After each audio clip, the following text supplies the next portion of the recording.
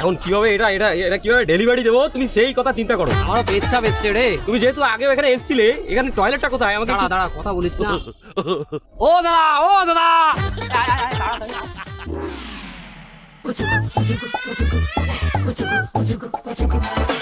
এই মেয়ে, এই কমে হান দেন খারান। আর মেয়ে ভিতরে টয়লেটের দরজায় 10 জনের সিরিয়াল আছে, আপনি বাইরে খারান। দাদা বলছি কি, আমার ভাইপোর দাঁড়ানোর মতো অবস্থা নেই, বেরিয়ে যাবে।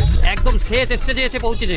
না না না, ওকে মারা যাইবে না। এই নিয়ে যদি করিয়া হালান, হলে কিন্তু 50 জরিমানা হইবে। বেরিয়ে যাবে তো জ্যাঠা। দাঁড়া দাঁড়া, দেখুন 5 জনের আগে কি কোনো রকম ওকে দেওয়া যায় না? 10টা বেশি দিতে হইবে, হেলে সবার সামনে নিয়ে খাড়া করমু। আপনি কি দালাল নাকি? পায়খানার দালাল। এই বেটা, সম্মান দিয়ে কথা কইলাম। আচ্ছা কত করে নেন আপনারা? পায়খানা করলে 10টা, হেলকে যদি প্রসাব করে আরো 5টা, মোট 15টা দিতে হইবে। তাহলে আপনাদের সার্ভিসটা কি? আপনারা কি সুবিধাটা দেন? সুবিধা ওই যে পানি খরচ, ওইটা বিনামূল্যে। বেরিয়ে যাবে তো যেটা। আরে দাঁড়া, 5 টাকা দিব আপনাকে, ওকে ঢুকতে দিন। দাঁড়া না, মেরে দেবে এখানে। হ্যাঁ ঠিক আছে, এইটাই আগে করা দরকার। আলে এই সবাই সাইড দেন, আমার আত্মীয় আইছে গেলাইন দে। এই সাইডে যান। দাদা, এই আপনাদের এই হাসপাতালে কি ডাক্তার আছে? আমার জেঠা খুবই অসুস্থ। নাম কি? আমার জেঠার নাম দীনবন্ধু শীল। দীনবন্ধু শীল। 63 নাম্বার সিরিয়াল। 63 নাম্বার মানে বুঝলাম না, একটু বুঝিয়ে বলুন দাদা তাড়াতাড়ি। 63 জনের পরে আপনার জ্যাঠাকে দেখা হবে। ও বাবা, 63 জনের পরে আমার জ্যাঠাকে যদি দেখা হয়, আমার জ্যাঠার মাথা থেকে যেভাবে রক্ত পড়ছে দাদা, তাতে তো রক্ত সব বেরিয়ে যাবে।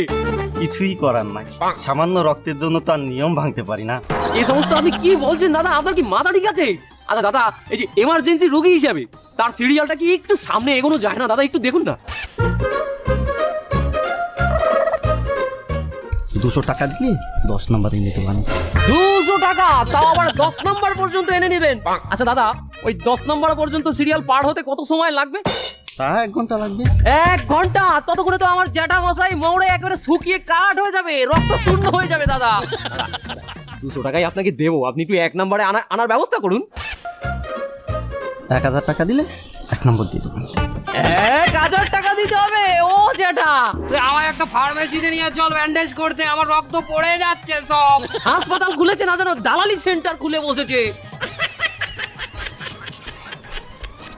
মানুষের উপকার করলে দালালি হয়ে যায় না শালারা? এই টাকা কি আমি একা খাবো? হাসপাতালের প্রতি পয়েন্টে দিতে হয় এই টাকা। দিতে দিতে আমার পকেটে থাকে মাত্র 10 টাকা।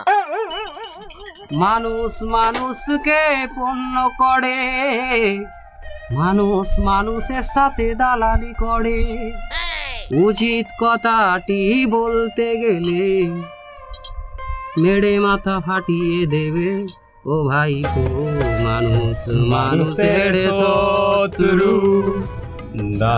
এই চাঁদে দালাল মারাচ্ছে। আচ্ছা ভালো কথা, আমার ঠাকুরদার সেই জমির যে মৌজা, সেটা হলো এই সোনাডাঙ্গা মৌজা, আমরা এখানে আছি। কথা হলো এখন সেই জমি দাগ নাম্বার দেখে কিভাবে বের করবো যে ঠাকুরদার জমি ওঠাই। আচ্ছা দাদা, দোকানদার দাদা। হ্যাঁ বলুন। আপনি বলতে পারেন যে এখানে আমাদের জমি কিভাবে বার করবো? আমাদের দাগ নাম্বার আছে, কাগজপাতি আছে, সব আছে। হ্যাঁ আছে তো, আমার ভাইপো নির্মল, ও জমি জমার কাজ করে তো, রেজিস্ট্রি অফিসের সামনে কাজ করে টেবিল নিয়ে বসে। ও হেভি পাওয়ার। আপনি নির্মল? হ্যাঁ আমি নির্মল। কি সমস্যা কি? হ্যাঁ কি সমস্যা কন? আমার ঠাকুরদা 1943 সনে দেশ ত্যাগ করল, চলে গেল। এখানে তার জমি ছিল, ঠাকুরদা জমি তুলে গেল, সেই জমিটা এখনো পড়ে আছে। ওখানে আমরা হলাম ওয়ারিস। আমার সেই ঠাকুরদার জমি জমার কাগজপাতি সব আছে, আমরা বার করতে পারছি না। কেউ বার করতে, আপনি দাদা কি পারবেন? এত 2 মিনিটের কাম লট। ভাইপো দাঁড়াও, পার্টি তো ভালো দাঁড়াই দিছি, আমার বুঝতে আমারে দিও। এত বড় দালাল হলে তো হইবে না, আমার সাথে বড় দালাল তো নয়। এখনো দিব না, আমার সময় সব দিব না। আর স্যার দামটা রাখিয়ে দিও। এই হইছে 45 নাম্বার জমি, বুঝছেন? আমাদের 47। হ্যাঁ তাহলে এই 45 আর এই 46, বুঝছেন?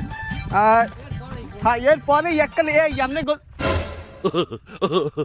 এদের বীরেনের বাড়ি। দাদা কেমন হলো? আমাদের জমিতে বাড়িটা করলো কে? কার বাড়ি এটা? কার বাড়ি অনিমেষ? দাদা আপনি একটু বার করুন তো, কে আছে ভিতরে, বাড়ির ভিতরে একটু দেখুন তো, জানতো। আপনি থামেন, আমি আইতেছি, দেখতে আইতেছি।